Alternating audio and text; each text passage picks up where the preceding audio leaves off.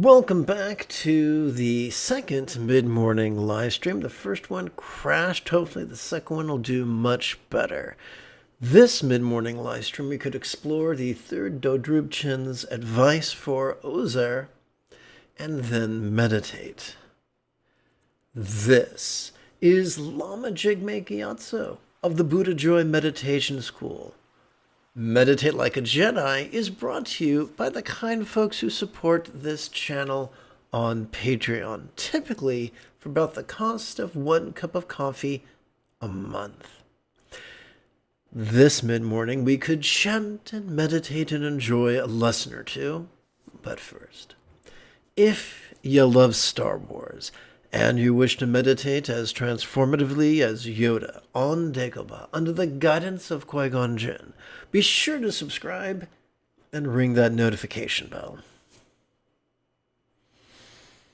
Let's see. Yes. Good news.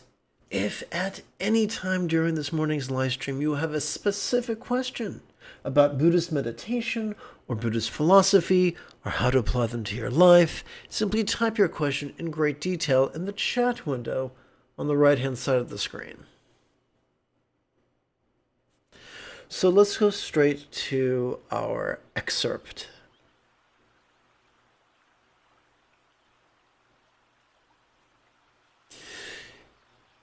I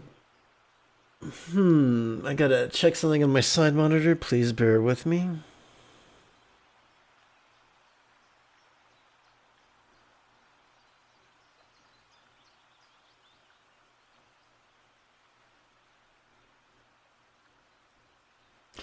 Fabulous. Okay, thank you for your patience. Here we go. There are many ways of introducing the ordinary awareness of the present moment, or the uncontrived pure awareness of the present, such as the 7 ways featured in the commentary to Treasury of the Dharmadhatu. For now, however, I shall describe only the method of introduction based on the view of emptiness. So, first thing, the author of this text is inferring by his word choice that crack open any reputable dictionary, and for each term you'll find multiple definitions. Similarly, in spiritual traditions, you will find many different names for the same technique. So we have to take a flexible approach. For instance, ordinary awareness of the present moment versus uncontrived pure awareness of the present. They are the same phenomena, the same technique.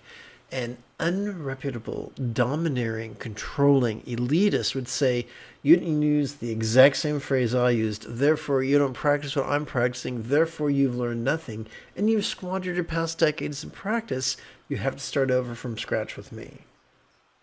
Yes, you will find people like that in every discipline, whether it's art or literature or spirituality. Sadly, you will always find people, a large number of people who choose to be or are rigid, fearful, controlling, elitist, competitive, and cruel. That path will take you many places. Peace is not one of them. If you want peace, the path that will serve you the best is that which is flexible, loving, laid back, egalitarian, cooperative, and kind. So the author says there are many ways to learn this simple technique. And yes, this reminds me of something, a quip attributed to Einstein. Any educated idiot can make something more difficult, more complicated, and more violent. However, it takes a lot of courage and a little bit of genius to move in the opposite direction. So we're going to keep it simple. This paragraph concludes, for now, however, I shall describe only the method of introduction based on the view of emptiness. And I'm going to go into that in greater detail, but here's the quick Cliff Notes. We are wired to notice when we breathe in, thanks to our sympathetic nervous system. And we are wired to relax and release as we breathe out, thanks to our autonomic nervous system. These things are great. Sadly, our brains are so complex, we often lose sight of this inner therapist that can help us deal with all sorts of slings and arrows of outrageous fortune. So this basic technique is founded on that when we relax into our exhalation, whatever we noticed during our previous inhalation can now feel as non-graspable. And wait for the simile. It can now feel as non-graspable as if it was a vast, empty void. Now, a simile is only as powerful as it is relatable. So, what is a real-world, non-theoretical example of a non-graspable, vast, empty void? How about the illusion of the infinite azure sky on a bright and beautiful cloudless morn, which, although could seem compelling to the eye, is quite intangible to the hand. You can sit down a blanket on the grass, lay on your back, and reach for the sky. You will never pull back a handful of blue. There you go. Emptiness in a nutshell.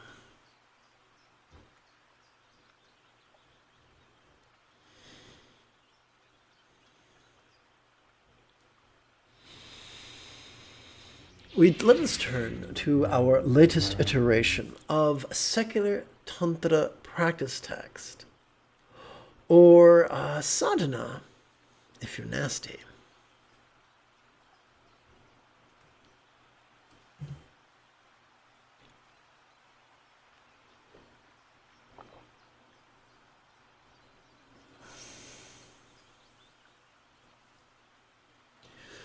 We're going to have an opening chant to train in empathy and enthusiasm, and a closing chant to do the same thing. Together. May I liberate all beings from the tyranny of hating, craving, and clinging by relying on the Buddha's example, instructions, and students. May I liberate all beings from the tyranny of hating, craving, and clinging by relying on the Buddha's example, instructions, and students. May I liberate all beings from the tyranny of hating, craving, and clinging by relying on the Buddha's example, instructions, and students.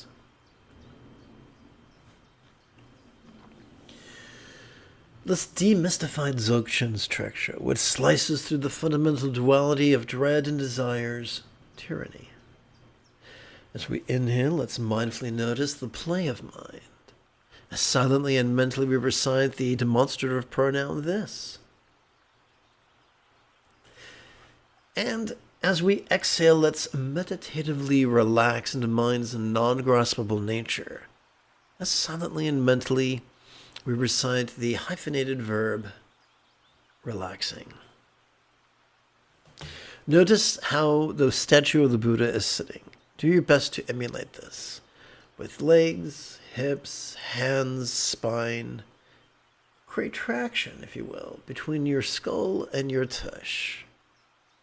As if trying to remove your head from a warm, dark place.